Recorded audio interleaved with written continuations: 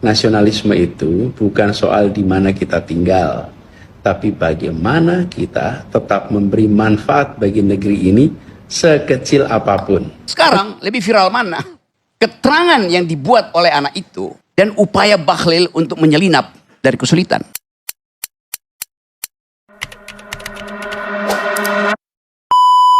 Bismillahirrahmanirrahim. Assalamualaikum warahmatullahi wabarakatuh. Teman-teman semua, pada kesempatan ini kita akan melihat dan menyaksikan bagaimana seorang Bahlil Lahadalia yang kembali viral karena pernyataannya tentang nasionalisme.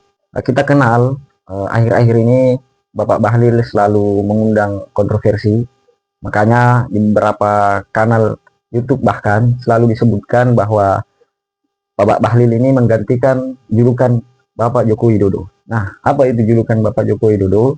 Man contradiction. Nah, ini rasa-rasanya sekarang melekat di tubuh Bapak Bahlil. Banyak yang kemudian menimpali apa yang menjadi pernyataan dari Pak Bahlil terkait dengan yang viral sekarang. Hashtag yang kita dengar atau yang kita nonton adalah hashtag pergi aja dulu. Nah, lalu seperti apa pandangan atau tanggapan dari seorang Pak Roky Gerung, kemudian Bapak Anies Baswedan, yang mana ketika Bapak Anies Baswedan menyampaikan narasi ini selalu tepat dan mudah kita pahami. Kemudian kita akan melihat bagaimana tanggapan netizen yang ya kita paham lah ya, ketika netizen ini berkomentar selalu mengundang tawa, selalu menghibur kita semua selaku penonton setia netizen. Nah, teman-teman semua, kita saksikan segera tayangan videonya.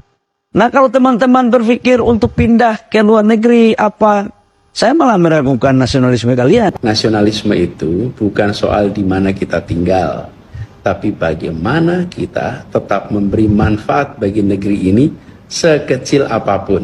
Bagi dia, apa intinya patriotisme?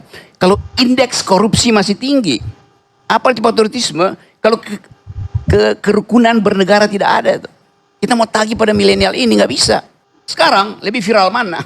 Keterangan yang dibuat oleh anak itu dan upaya Bahlil untuk menyelinap dari kesulitan. Dan jujur aja Pak, saya menilai Anda itu tidak pantas meragukan rasa nasionalisme orang lain. Anda itu lebih pantas introspeksi diri. Di mana rasa nasionalisme Anda kepada negara? Ketika Anda sudah jelas-jelas jadi pejabat, sudah jadi menteri, yang Anda lakukan hanya mempersulit hidup rakyat. Saya meragukan nasionalisme kalian. Jadi, nasionalisme menurut si kawan itu bikin kebijakan sampai masyarakat itu susah untuk usaha, harus antri demi gas, bahkan sampai tewas itu. Itu nasionalisme menurut dia. Angkat orang yang suka nanya-nanyain perawan orang lain, buka-buka baju, marahin anak-anak, jadi staf sus. Itu nasionalisme menurut dia.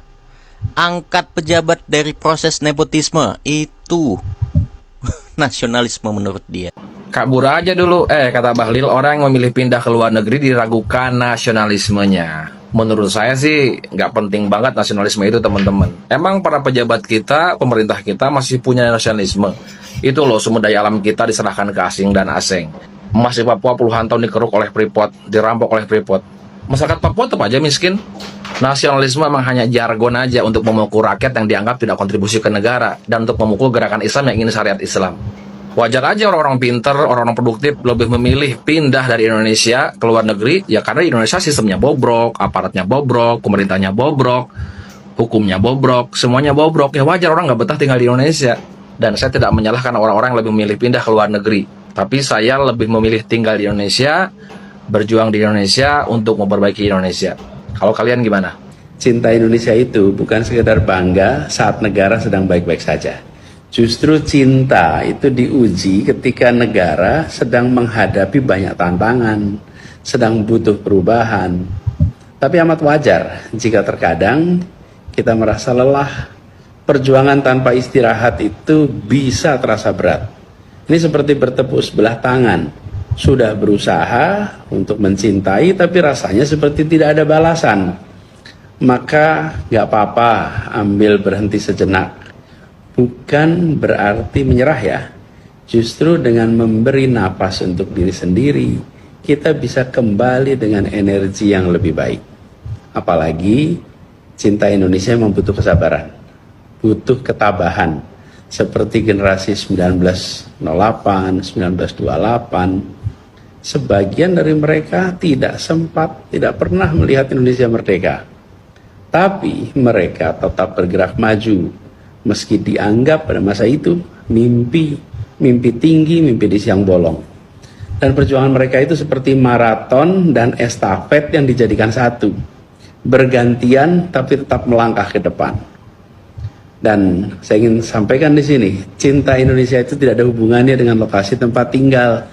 Banyak tokoh-tokoh bangsa kita yang dulu lama hidup di luar negeri, tapi tetap kontribusi buat Indonesia.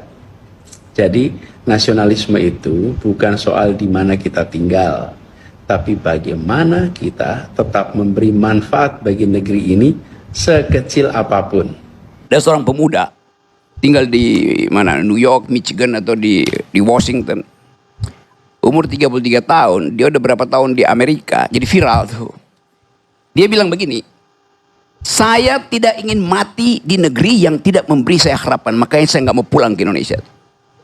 Anak muda yang disebut bonus demografi, viral sekarang di X, Anda lihat tuh. Karena dianggap tidak ada harapan di sini. Lalu kita maki-maki dia tuh. Anda tidak punya patriotisme. Bagi dia, apa intinya patriotisme? Kalau indeks korupsi masih tinggi, apa itu patriotisme? Kalau kerukunan bernegara tidak ada. Tuh.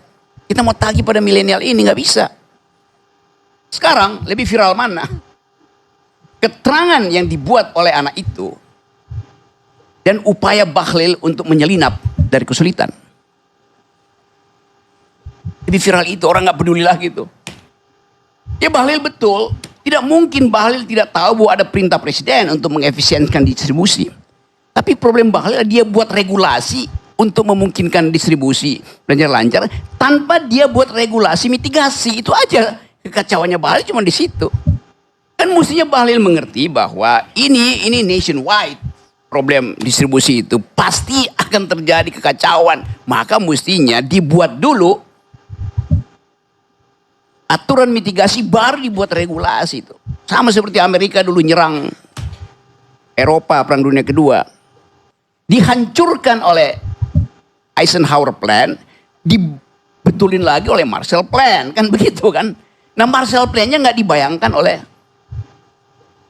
Bahlil. Kacau.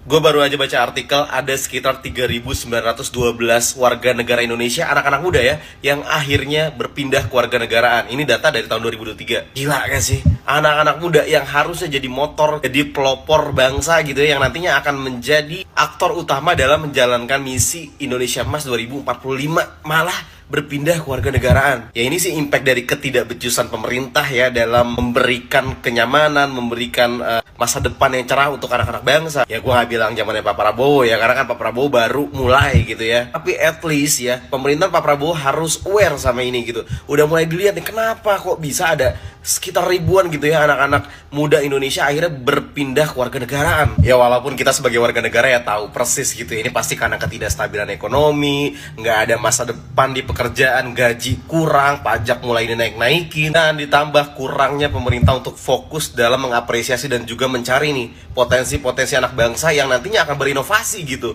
ujung-ujungnya untuk negara kita juga. Terus juga ini pastinya karena rasa frustasi dari anak-anak muda gitu, karena ya yang kita tahu ya begini-gini aja Indonesia, birokrasinya tuh bobrok, mau bikin apa-apa tuh susah, mahal, ada aja punglinya. Lu bayangin aja kan, ada orang mau cari duit, butuh administrasi dari negara, malah diduitin. Ya pokoknya kalau dari gue sih, kalau masih kayak gini terus pemerintah nggak ada perubahan, goodbye lah sama Indonesia Emas 2045.